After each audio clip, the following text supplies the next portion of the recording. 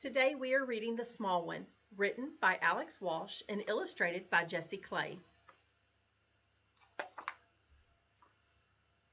Once, long ago, there was a tiny little boy who lived outside a town called Nazareth. His father owned 4 donkeys. 3 of the donkeys were young and strong. The fourth donkey was old and weak. But the boy loved him best of all. The donkey's name was Small One. Each day the boy brought food and water to all the donkeys, but Small One was the only donkey he played with. Small One was his friend. One day the boy was going to help his father gather firewood. "Are the donkeys ready yet?" his father called. The boy was feeding Small One. "Almost, father," he replied. "Hurry up," he whispered to Small One. The little boy and his father took the 4 donkeys and went over the hills to gather firewood. The father walked in front with the 3 strong donkeys. The boy walked behind, leading Small One. As they went about their work, the boy tried to find the lightest pieces of wood. He knew that Small One was too old and weak to carry a heavy load. Meanwhile, the boy's father was putting heavy pieces of wood onto the backs of the other 3 donkeys. He saw that his son was putting only little sticks on Small One's back. He did not like it, but he said nothing. When it was time to go home, the boy pushed Small One up a hill. The little donkey was very tired. All of a sudden, there was a crash. Small One had slipped down the hill and dropped the firewood. The boy hurried to pick up the wood. He put a few pieces on Small One's back and carried the rest himself. When the boy reached the top of the hill with the little donkey, his father was waiting for him. He was angry. "Don't you have enough work to do without doing Small Ones too?" he said. "Oh, father, he is no trouble at all. I don't mind," said the boy. As they walked home, the father spoke to the boy. "Son, Small One can no longer carry a load big enough to pay for his food."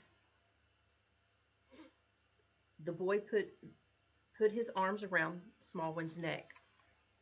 "He is just a little tired today, father," he said. "His strength will come back." "No, he is old, my son. His strength is gone. We cannot afford to keep him any longer." The boy grabbed his father's arm. "No, father, you don't mean that." The father put his arms around the boy.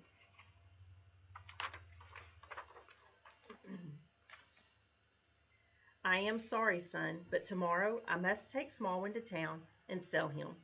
He will bring a piece of silver." "No, father, no," he said. "You can't sell him. You can't." "Please, son, try to understand," said the father. "Small One is old. He should not have to work so hard. In town, we will have an easier life. You must be strong." As his father turned away, the boy said quietly, "May I take him to town?" "Very well," said his father. "You can leave in the morning and be home by nightfall. But understand, Small One must be sold." "Yes, father," the boy replied.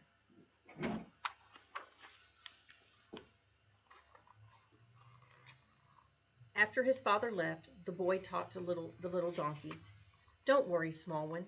You won't have to carry these heavy sticks anymore. And I won't sell you to just anyone. He will be someone special, someone who will feed you and brush your coat and love you as I do."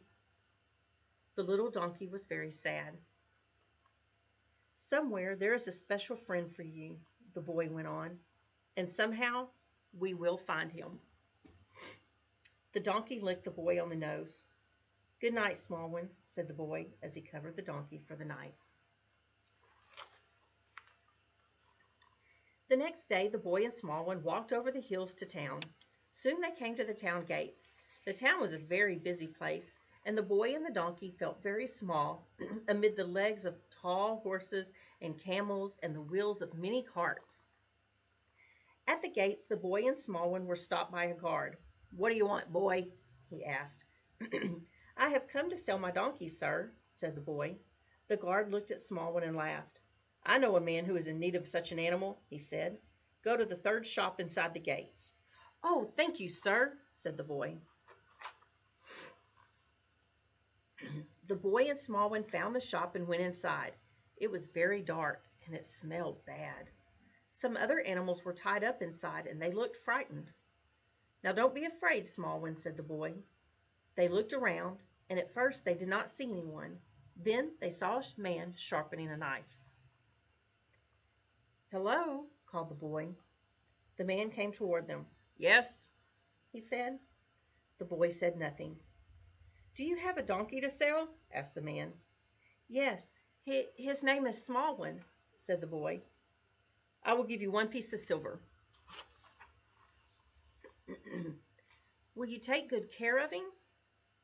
The man was surprised. "I only want his hide, boy. I'm a tanner." "You want to make leather out of him?" the boy cried. "1 piece of silver," repeated the tanner. "No, no, I won't sell him," shouted the boy as he and Smallwin ran out of the shop. The boy and the donkey ran through the streets. When they were far away from the tanner's shop, they stopped to catch their breath. "I'm sorry, Smallwin," said the boy. The little donkey licked him. Smallwin and the boy walked through the marketplace. They saw a potter working at his wheel. "Would you like to buy my donkey?" asked the boy. "Not that sorry bag of bones," said the potter. Then the boy saw a baker. "Would you buy my donkey?" he asked. "Not that scrawny little beast," said the baker. "Doesn't anybody need a donkey?" the boy asked the merchants who were passing by. "Take our advice," they said. "You will never find a buyer here. Go see the horse trader 3 blocks straight ahead." The boy took Smallwin over to the horse trader's stand. The trader was selling a beautiful horse for 50 pieces of silver. "Please, sir, would you sell my donkey?" asked the boy as he led Smallwin up the ramp.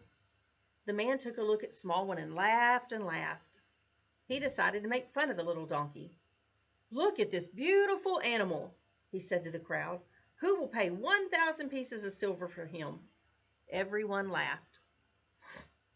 "But you can see that he is as strong as a bull," the horse trader continued as he got on Smallwin's back.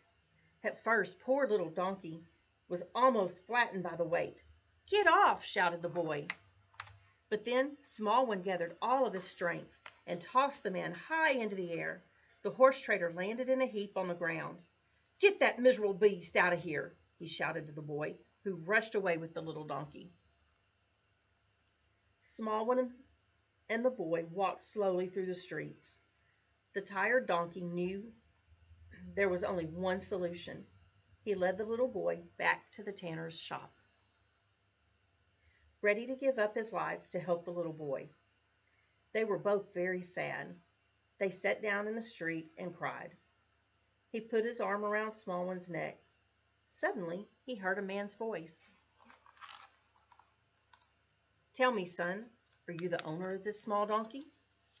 I need a gentle animal to carry my wife, Mary, to Bethlehem." "Is he for sale?" The boy looked up at the man's friendly face. "Yes, sir," he said. "What do you call him?" "Smallwin," replied the boy, smiling. "Well, he looks strong enough and kind," said the boy. The man smiled. "I can offer you only 1 piece of silver," he said. "I know it is very little." The boy felt he could trust the man. "Oh, that's fine," he said. "I just want Smallwin to have a good home." "Well, my son, he will," said the man, rubbing the donkey's head. "I will take good care of him." Then he gave the boy the piece of silver. The boy gave his friend one last hug. "Goodbye, Smallwin. Be strong and sure of foot and follow your new master." "Come along, Smallwin," said the man, and they turned to go. The little boy climbed high atop the town wall to wave goodbye to the man, his wife, and Smallwin as they began their journey to Bethlehem. The boy felt sad and happy at the same time. He was certain that Smallwin would have a good life with his new family. The end.